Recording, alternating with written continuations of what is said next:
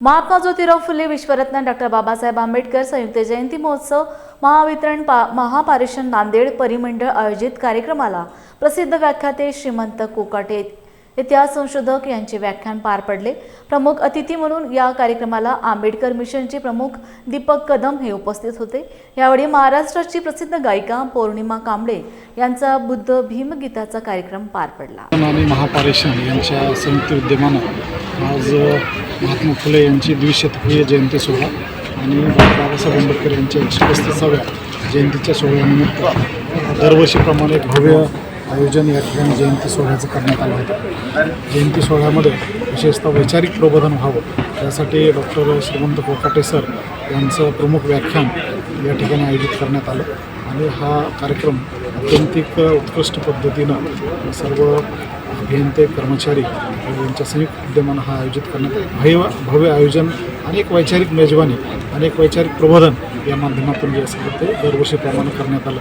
त्यांच्या ह्या उपक्रमासाठी मी माझ्या वतीनं या ठिकाणी हार्दिक शुभेच्छा देतो। महात्मा फुले, बाबासाहेब आंबेडकर, शाहू महाराज यांनी आपल्या देशामध्ये सार्वजनिक मोफत शिक्षणाचा पाया घातला, स्त्रियांना स्वातंत्र्य दिलं आणि विषमतावादी भूमिका नष्ट करून समतावादी विचारसरणी आपल्या देशामध्ये रुजवली। ते बुद्धिप्रामाण्यवादी, विवेकवादी आणि विज्ञानवादी होते। त्यामुळे त्यांचं जागरण गावागावात, घराघरात झालं पाहिजे या उद्देशानं महापारेषण आणि महावितरण यांनी एका सुंदर आणि अत्यंत देखण्या कार्यक्रमाचं या ठिकाणी आयोजन केलं। कार्यक्रम खूप उत्तम झाला, उपस्थिती खूप उत्तम होती आणि नियोजन देखील अत्यंत उत्तम होतं। बाबासाहेब आंबेडकर नेहमी म्हणायचे की जो समाज, जो देश आपला इतिहास विसरतो तो कधीच इतिहास घडवू शकत नाही, अन्यथा चुकीचे इतिहास सांगून आपल्याला गुलाम बनत जातं। गुलामगिरीतून मुक्त व्हायचं असेल आणि अंधश्रद्धेपासून मुक्त व्हायचं असेल, विषमतेपासून मुक्त व्हायचं असेल तर महात्मा ज्योतिराव फुले, शाहू महाराज, बाबासाहेब आंबेडकरांचे विचार गावागावात आणि घराघरात गेले पाहिजेत। याच उद्देशाने या ठिकाणी एका देखण्या कार्यक्रमाचं आयोजन केलं।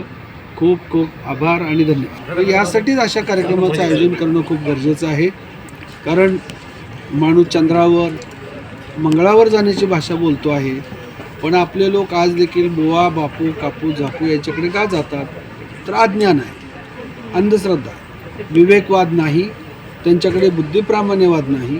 पण बुद्धिप्रामाण्यवाद, विज्ञानवाद तथा विवेकवाद यावा यासाठी वर्धमान महावीर, तथागत गौतम बुद्ध, संत नामदेव, तुकाराम, छत्रपती शिवाजी महाराज त्या आधुनिक काळामध्ये महात्मा फुले, शाहू महाराज, बाबासाहेब आंबेडकरांनी संपूर्ण आयुष्य समर्पित केलं।